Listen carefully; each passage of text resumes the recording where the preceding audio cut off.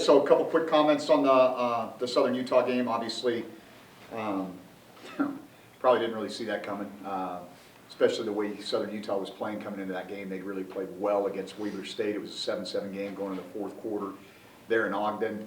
Played well against a good UC Davis team at home, and then really kind of got after Idaho State a week ago, and Idaho State had obviously had done some good things early in the season, and so I think just all three phases kind of clicked in that first half. Defensively, able to create some takeaways, create momentum. Offensively, capitalized on those immediately, and the floodgates just kind of opened. I don't know, just about whatever we did in the first half seemed to work, and it's easy to call games like that. And so proud of the way our guys responded from a couple of weeks of tough losses, and kind of get back to. It was good to get back home to Bobcat Stadium. In spite of a lot going on with high school playoffs and hunting season, we still had a really good crowd, and we always really appreciate that. And so our internal players of the week are scout players on defense, giving our defense a good look. Cole Ulster, young man from down in Colorado, actually did a nice job helping us get ready for those guys this week. On special teams, Austin Graff, and on offense, giving our defensive guys giving our offense a look, a guy named Rylan Ort, who is a kid that has consistently impressed throughout. Had a little bit of elbow surgery back in fall camp, and it's gotten better and better all the time. So excited about those three young men making contributions. Defensively, really good day. I mean, when you get to the third string quarterback, you probably had a pretty good day. And so, they really weren't able to run the ball on us. Or kind of turned it loose, got back to some aggressive pass rush. Did not have to bring a lot of pressure because our front guys were doing a pretty good job of winning their one-on-ones, and so our internal defensive players, Josh Hill, I think, played as well as he's played in a while. Had some really impactful plays, forced a turnover, tackled well in the open field. I think we're a better defense with him out there just because of his command of the defense. And Amandre Williams, who I was talking to Amandre today, and it's funny how these guys, Amandre was he was a Division I football player, big-time player. And for whatever reason, didn't really get his opportunity to get those snaps at Washington. And you can just see this guy, better and better and better the more he plays. And he's really playing at a high level right now. And so excited for what he's going to continue to do for us. Kyle Finch stepping in at long snap for the second consecutive week, our special teams player. And then on offense, Lane Sumner, who I think if we had kept fed him, probably would have easily had over a 100-yard day, as well as the production that he had in our little screen game. And so he played really well, kind of filling in for Isaiah, and we didn't want to give Logan too much of a workload going in. One of the things we talked about was kind of getting out of this every single rep, taking a running back in, putting a running back out. I think that really hurts the flow of our offense, and talked with Daenerys about that a little bit and kind of settled in on Lane and Logan as our primary backs this week. And you can see the guy's got some shake in the open field. He's got loose hips. He's a bit faster than you think, and he did a really nice job. So with all that being said, it's kind of on to Northern Colorado. Tough place to play. I think a big win for them on the road last week at Idaho State, and create, I think, a lot of momentum for them. I really like, I like the Nip kid. Their quarterback is a really good player. I really like this kid. He's a big, strong kid. He's an accurate passer. He's got some good targets to throw to. They have a bounce down from Wyoming, the Milo Hall kid, the little running back. He's a really good inside zone runner. That's what they do with him. When they had the track kid, they set up about 5 or 6 vertical shots a game to him. Now it's more similar probably to what we saw against North Dakota. A lot of RPO, inside zone, some tempo. Those are the types of things that you see, and I think the Nip kid does a really nice job of operating it.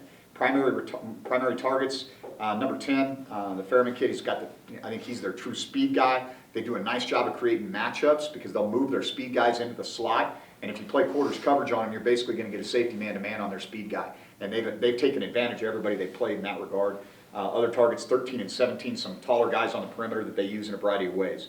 Defensively, multiple fronts. Kind of depends on the style that you're playing, whether you're going to see the 3 down front or the 4 down front. As they settle into the game, you see more 4 down.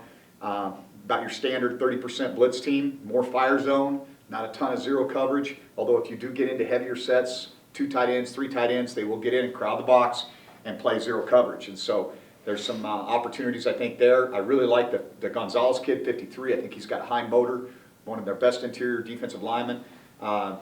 Senior captain, the Nelson kid at linebacker, number 29. You can tell he's the leader of that group. Everything kind of goes through him in the communication. And then number 5, I think he had a pick 6 and actually had 2 interceptions, a pick 6, and forced fumble against Idaho State. So he had a huge game last week, but he shows up consistently on tape. He's a 6'1" senior corner, really good athlete, and is a guy you got to be aware of all the time when he's on the field. And so, and then in the return game, I don't know, it seems like Northern Colorado always has a guy you got to worry about. And so they got their backup running back as their primary punt returner, number 22, and he's kind of a different body type than most punt returners. He's a 5'7", 190-pound guy, and so he's a powerful runner. He can break tackles. He's also back there on kickoff return, and then number 10, the Fairman kid, their primary receiver, is their kickoff return, and they always seem to have some speed guys back there that can give you some concern. And so they've been explosive in the return game, and we got to go down there and again have that one game at a time mentality, and go prepare to play our best game against this group. So with that being said, I'm happy to take any questions. You guys have played against a lot of older quarterbacks this year. Cookus, Thompson, and now Nip is another one that's been around for a long time. What's the challenge there? They see the field so well. I mean, you can see he's got such a comfort level with what he's doing. I think you've got to be smart about mixing coverage. If they see the same thing 3 or 4 times, they're going to find a matchup that works for them. Whereas with a younger quarterback, you can probably show him the same thing 3 or 4 times and get away with it. But he goes through his reads and his progression, but he's decisive too, and he's not afraid to run. He's had an injury history, but that doesn't seem to deter him from pulling the ball down and going. And he's definitely been an issue for people in that regard too. I mean, I think he does compare favorably. He's a bigger guy, I think, than the Thompson kid, but I think he's a similar player. Pro Football Focus has him as the #1 quarterback in the Big Sky Conference as far as a pro prospect. Do you see that in his talent? He's definitely got prototypical size and arm strength. I mean, I don't think there's any doubt about that. I mean, you can, obviously one of the things that they're going to look at is win-loss record. I don't think that's all on him. I think this guy operates the system very well, and he's a talented guy. I mean, I like the kid. I mean, he's, like I said, he kind of reminds me of the Thompson kid, only bigger, maybe a bigger arm too. Not quite as good a runner, but is capable. In a game like Southern Utah where you guys are up 21-0, they've only run 7 plays.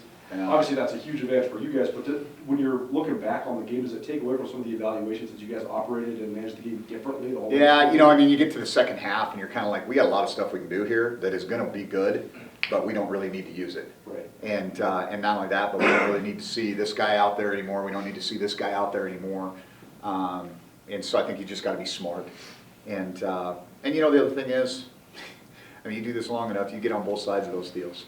And, I think DeMario's a good football coach, and I think those kids had a tough day at the office. And there was no reason to prolong it. I mean, everybody's like, why'd you go for it on 4th down? Because the clock stayed running, that's why.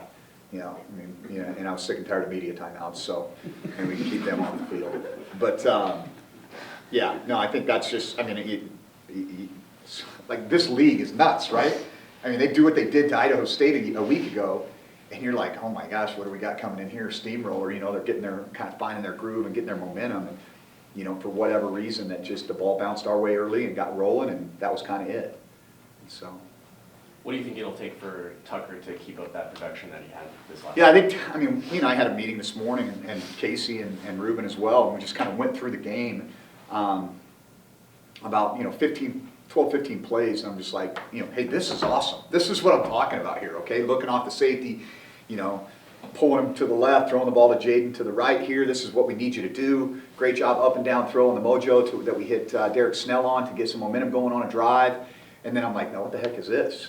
And so we still have those moments where, hey, this is a really simple, easy read and throw, and we're just not operating it the way we need to. I mean, you want to talk about hitting on all cylinders. Let's remove those 5 to 7 plays a game from his game where it's like, a bad throw to an open receiver, the wrong read, not baiting the guy quite enough on a screen or something like that. There's still a lot of nuances, and it's not just the quarterback position, but that's one of the things I talked about with our team yesterday. Is at this point in the season, nobody stays the same.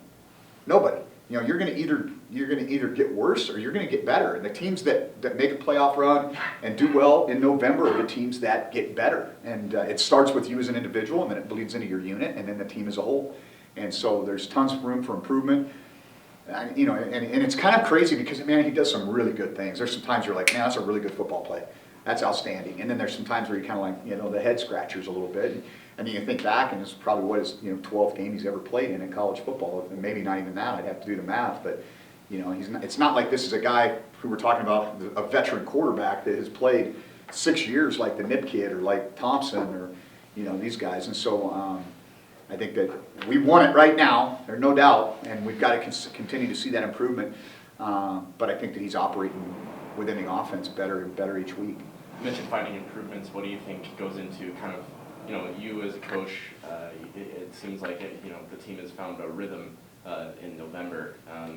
What do you think kind of goes into that from your perspective? I think it's a lot of things, I think it's a lot of things that staying focused on the process, not worrying about things you can't control. I mean, I would not have known, and I know this is going to sound ridiculous, I didn't know we were ranked until Bill threw the scout or the stats on my desk. So I come in on Sunday morning, SUU versus number whatever, Montana. I just, I really do not listen to outside noise because you can't. I mean, you just cannot. I can't imagine what my life would be like, how miserable I would be, And conversely, how quickly you would lose track of reality and focus if you listen to the good things that are said about you on a good week and the bad things that are said about you on a bad week. You've just got to have some balance, and I think maybe that starts with me is not really talking about that stuff or not bringing it to the table, just focusing on what we have to do in the moment to get better. And that's what you got to do in November football. You can't worry about what's going to happen 3 weeks from now. You got to worry about right now, today. And so, Northern Colorado is a really, really big game for us, and we've got to be focused on them. What do you like about Braden Conkle right now, just versatility wise? Seems like you can pull him up into the box. He can play, cut in coverage. Yeah, he's a better cover guy than people think. He's long, maybe doesn't have that 4.5 40 speed on the clock, but he's got really tight feet. He does a nice job in coverage, and he's got that linebacker mentality. So playing in the box isn't foreign to him. He's a good blitzer. He's a good open field tackler. I've said that for a number of years. I really feel like he's a really good open field tackler. And it creates some opportunities for us within this league, like whether it was Southern Utah last week or these guys. I mean, we'll see a bunch of empty from these guys this week. And number one, it's what they do. And number two, I think that fits how they may want to attack us. And so how do you match that up? Well, you can't do it with, I love Callahan, but Callahan is going to have a hard time matching a slot and empty or covering one of their little scat running backs. And so, having Troy with his athleticism and his diverse ability, as well as Braden, to be able to get in the box and their linebacker, have linebacker presence and linebacker body types, but have the ability to run with guys on the perimeter. And then how would you describe Derek Marks' leadership style and maybe how that might help him, after football as well? Yeah, well, he's a total lead by example guy. I mean, if there's anybody, I know a few years back we talked about this commitment continuum, and on one side is resistant, and on the other side is you're so committed that you're willing to cheat to win. Well, that's not a good thing either. So either level is not good. And when we talk about who the most committed guys in our program were, and just about everybody mentioned Derek's name, and I think he's been that guy for a long time. I mean, he's a great teammate.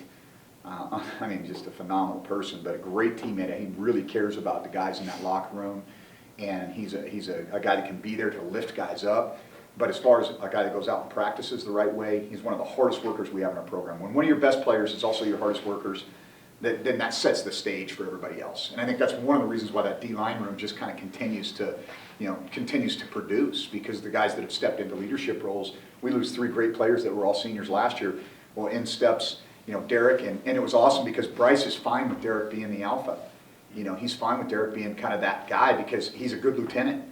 And then you got a guy like Jason Skrimpos who's come in and has stepped right into his role and has bought into that. And you got a Marcus Farrader who's, again, a guy that's a great lieutenant, and it just works. And so I think that dynamic has been awesome. And I think a lot of it goes to the fact that Derek's such a humble guy and is such a team guy.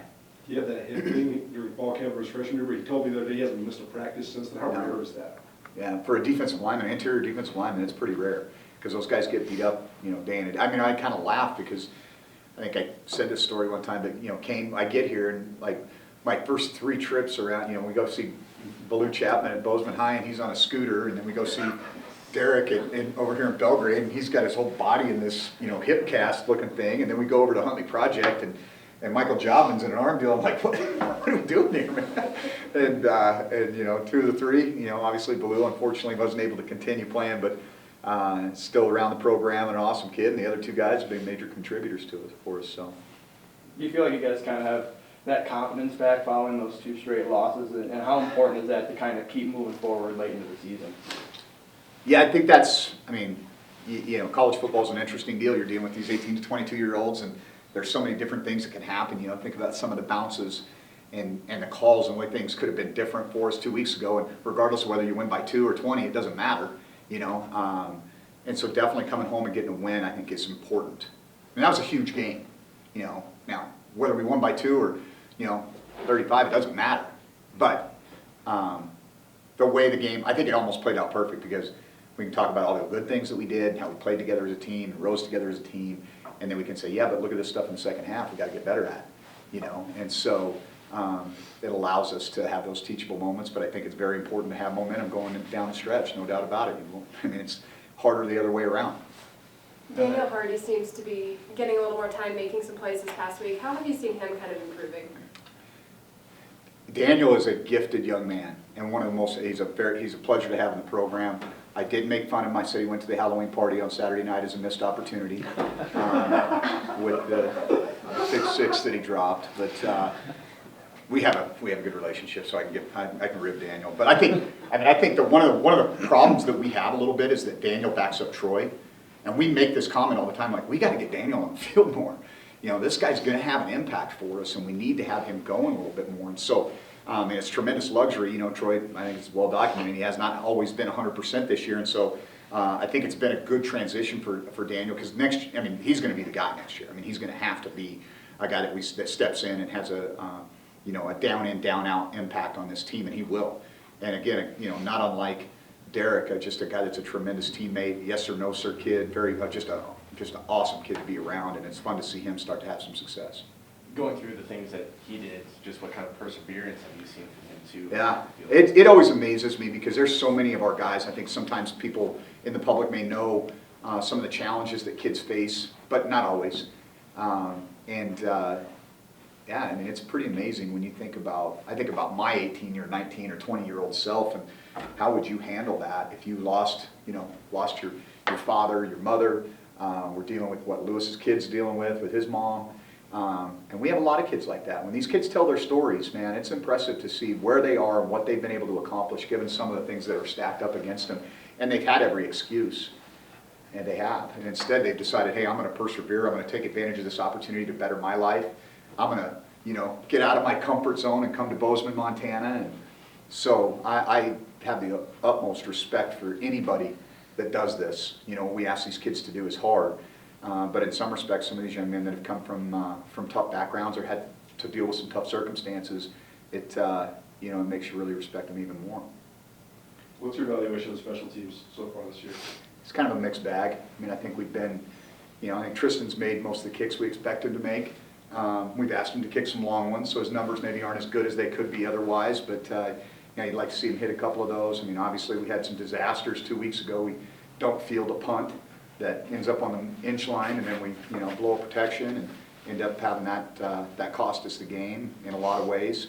But we've also made some plays. I mean, at times Jared Padmas has been lights out, and I think that's an area where, like in this last game, the opening kickoff, and how we don't at least get out to the 50 on that one, I don't know. But our returners have got to do a better job of seeing what's available. I think that our skill level has improved, but there's still a lot of plays out there I think that we can make in that phase. Padmas has been so steady. Have you thought about life without him? Because he's been the only punter he really has. Yeah, we'll see. We've got we've gone out and spent some money on some specialists in the recruiting process, and we're excited to see what the next iteration of the punt game is here at Montana State. Mushy Fowler, what's his status right now? Right now, he's probably going to redshirt, I would think. Does playing on grass factor into preparation at all? Yeah, it does. It does. Because this isn't like going and playing on the Bermuda stuff that Yeah. we saw, a couple weeks ago. Like, we actually had the conversation, do we plow the field today with the hopes that it's still going to be hard enough that it's not just going to be a mud pit out there when we move around. We just said it's better to just go, practice on good footing. I don't think it's going to do us any good the rest of the week, because as it gets warmer, it's just going to be a mess once we start moving around on it. So we will go down there. I don't always go to the venue, especially when it's nothing to write home about, and so, but we'll go to this venue. I want to get on the grass and move around a little bit and have our guys kind of get used to it. It's supposed to be a nice day. And so that'll be good, but we just gotta, this grass is different than a lot of other natural grass surfaces that you play on. A team that was struggling coming off of a win for the second straight week, so the fact that you guys had the same situation, though, a repeatable message to the guys, I assume. Yeah, dangerous team, you know, I mean, I think that they're a very dangerous team, and they play well at home. And so that's, you know, that's something that in this league, you know, it's always interesting. The dome teams play well at home, and then you have a couple of these, like Southern Utah really plays well at home, Northern Colorado plays really well at home. So you just can't let your guard down. I mean, this is a big game for us, and we've got to prepare, you know, accordingly. Now that Jeff Choate has been here for over a year, just how has he kind of fit into the team dynamic, but also the defense? Really well. I mean, he's another kid, I think, that, you know, has kind of got an interesting story, but he's been awesome about, you know, buying into the culture here, being appreciative of getting a second chance, and has been an important part of our team. And he's, you know, he's well liked in the locker room, and, you know, those guys get along. And so I think that matters, and that's important. And how could you describe that partnership between him and Braden back there?